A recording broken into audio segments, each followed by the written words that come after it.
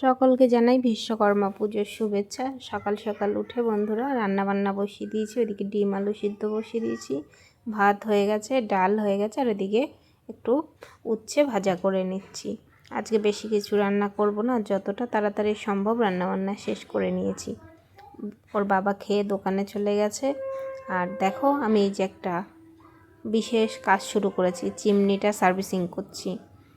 আর এই কাজটা কিন্তু বাইরের একজন লোক এসে সার্ভিস করলে সে কিন্তু মোটামুটি 600 টাকা নিয়ে নিত।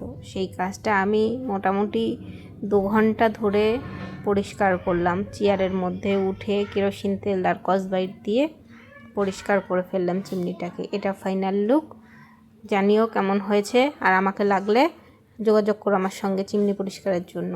তারপরে স্নান সেরে আমি চলে আসলাম, যেহেতু আজকে বিশ্বকর্মা পুজো। আর গাড়িটা এইভাবে 1 মাস ধরে বাড়িতে পড়ে আছে, কারণ তোমরা জানোই ওর বাবার পায়ে চোট লেগেছে। আর বুলেটটা রয়েছে আমাদের বাড়িতে, নিশ্চয়ই মা বা বোন কেউ দিয়ে দেবে পুজো। আমি তাই এটা একটু পুজো দিয়ে দিলাম।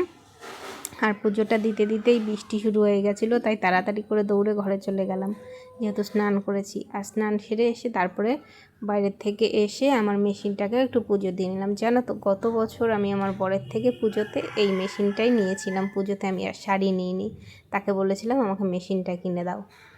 যাই হোক, মেশিনের পুজোটাও দিয়ে নিলাম। তারপরে ঘরের পুজো কমপ্লিট করব। আর আমার ভিডিওটা আজকের মতো এই পর্যন্ত। যদি ভালো লাগে একটা লাইক করো, কমেন্ট করো, শেয়ার করো। আর তোমরা সবাই ভালো থেকো। আবার দেখা হবে অন্য কোনো